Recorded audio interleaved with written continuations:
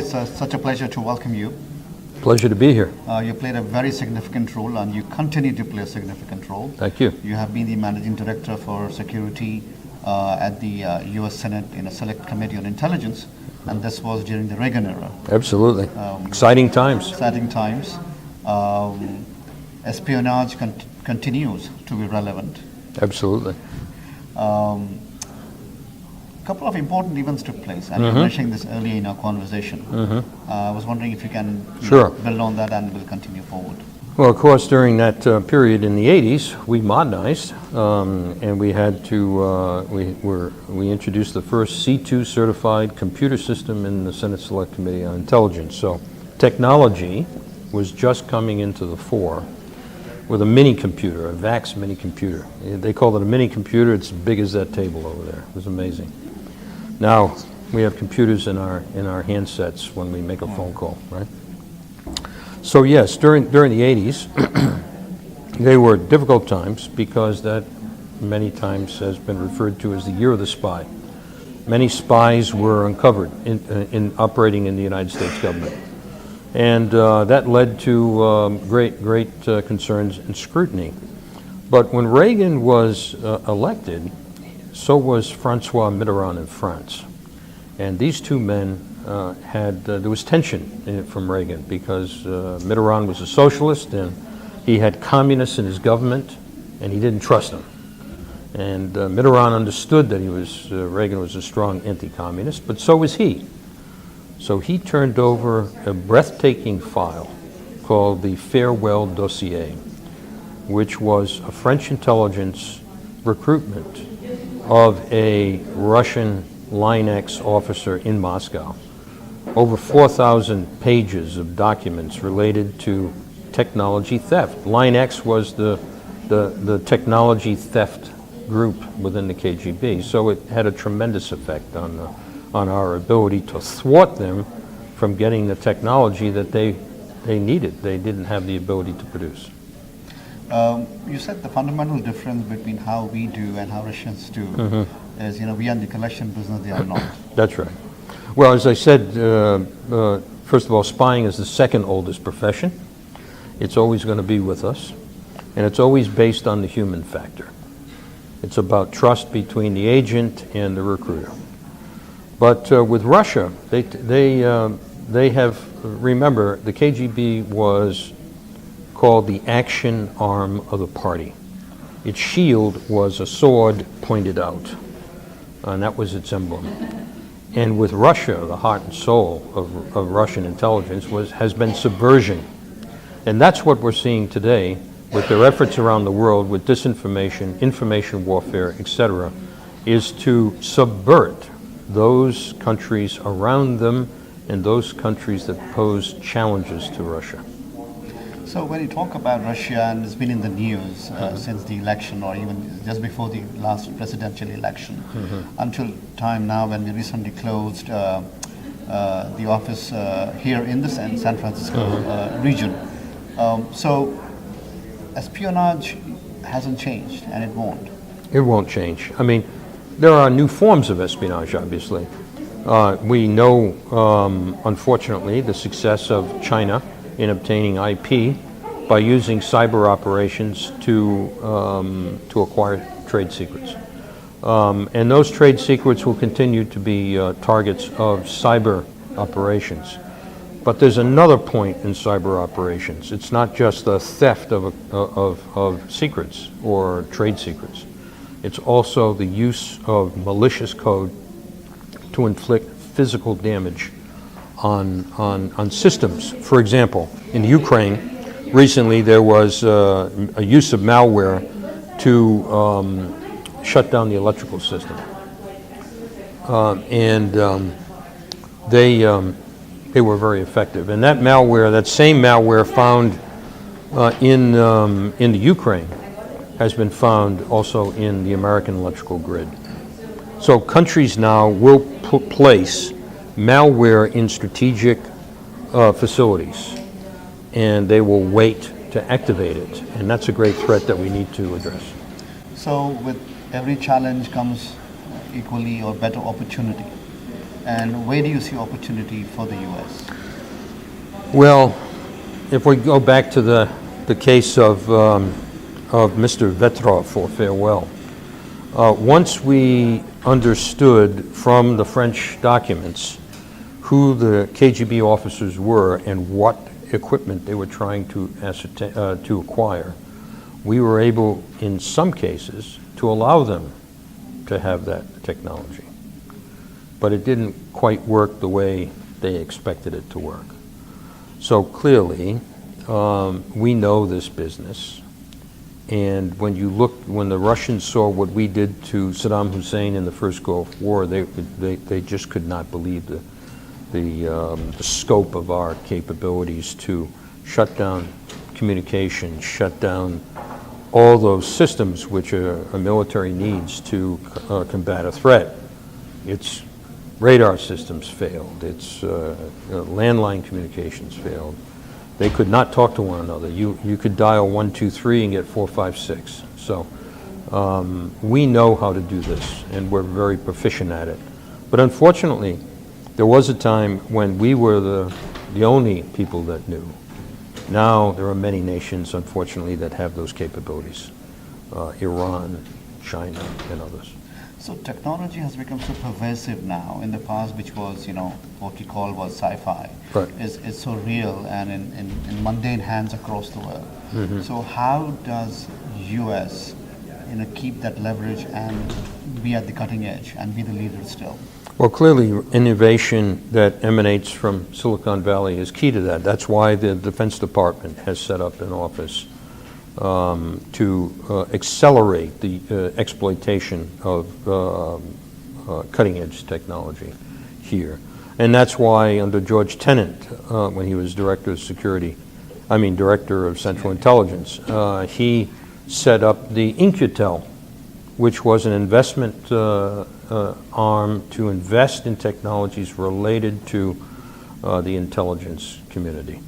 And before it was only DARPA on the defense, but now the intelligence community has it. So we know that we're dependent in this country on the innovation coming out of the private sector. It's not just from that which is done in the skunk works. Because the innovation here in Silicon Valley has leapfrogged, the defense innovation that used to happen in 3-4 decades ago. Absolutely. Right? And it's progressing at a very fast pace. Mm-hmm. Now you mentioned Defense Department and others, being in part of the Silicon Valley ecosystem. But so are other countries and other sovereign funds, because everybody wants a piece of Silicon Valley pie. Absolutely. So now the question is about intellectual property of all these great innovations that happen at entrepreneurship level. So we were thinking as entrepreneurs and people who advise entrepreneurs is IP is the biggest deal for us. But now when we talk to people like you, IP looks so minuscule in front of espionage and whatnot going forward. So how do companies secure themselves beyond IP so they don't get stolen from other people? Well, we're dealing with a brave new world. First of all, during the Cold War, the Soviet Union could not establish a venture capital arm in Silicon Valley and invest in companies, okay? But now there are Russian funds here, there are Chinese funds here, there are other nations' funds here. And who is who?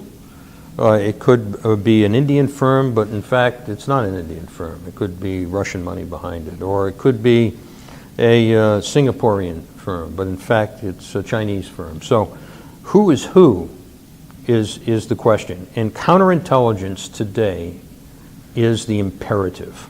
We have to understand who is investing, what their purpose is, and what are they targeting. Now, the shutdown of the consulate here in San Francisco was a giant step for the United States counterintelligence efforts, because that entity, if you look at the roof line of that building with multiple sheds of different size and configurations, which housed intelligence collection capabilities. This was nothing but a building that was there and staffed with human intelligence officers who were in charge of intelligence collection, of the internet, of the telephones, of the communications going out to and from the valley. And to point out to you that 2 individuals from that consulate were expelled from the United States for their suspected involvement in the hacking of the Democratic National Committee files. So they were not only involved in the theft and not only involved in the acquisition of technologies, but actively involved in a information warfare campaign directed against the United States election. And for that reason and others, that building was shut down. Now, and that's a direct response for the expulsion of over 700 of our personnel from Moscow. And we were justified in doing it there, as well as the 2 other properties on the East Coast, because now the number of our consulates in Russia are equal to what theirs are here. And that's why the last 3 were shut down in this country. So, Paul, what you're mentioning is already very public knowledge.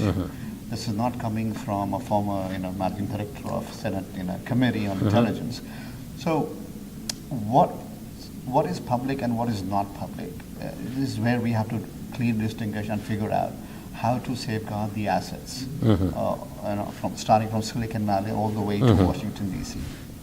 So the bigger question I'm asking now, since we are here in Silicon Valley at a tech conference and that to women empowerment, is are there any suggestions for entrepreneurs to look at? Well, first of all, entrepreneurs have to do their due diligence and have to consult and have relationships with American counterintelligence. That's the FBI. They have to have those relations.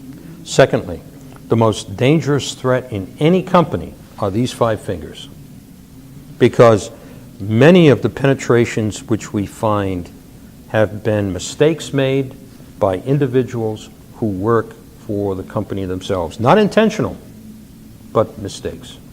So a counterintelligence education security program, active, not just one talk, but an ongoing program within Silicon Valley to bring security and counterintelligence education to the worker on a daily basis is an imperative, because you must have the cooperation of the people who work for you.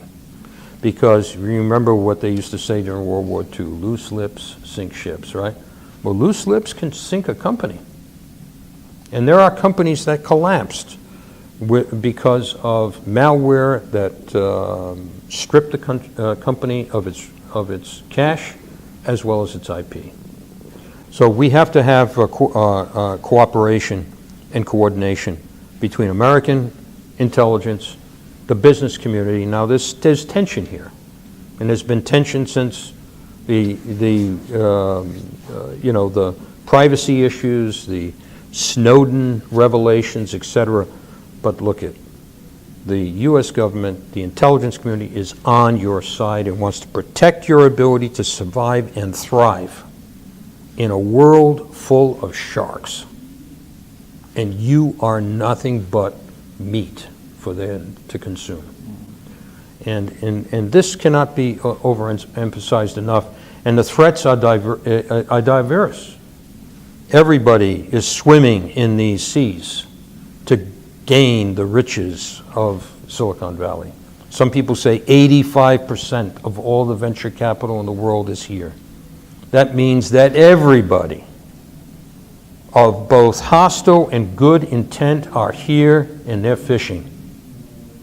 And we must start with the education of the employee. Protect your job, protect your company, be careful, and report suspicious activity to the designated person in the company when someone is asking questions that he shouldn't, trying to get information that he shouldn't, because the human factor is still at work. Espionage is not going away, but you have now the more difficult dimension of cyber. So that means cyber defense, cyber protection, two-factor authentication. How do we make sure that our identities are confirmed and approved? So this is a multi-layer approach to deal with this problem. So protection is not a choice anymore. It's a requirement. It is a requirement. It's a requirement. It sounds scary, but I guess, things have changed, and for the protection of your business, one has to keep an eye on all these things. It's in your self-interest. And certainly it's in the self-interest of the United States government. Great. It's a pleasure. Thank you very much. you. Okay.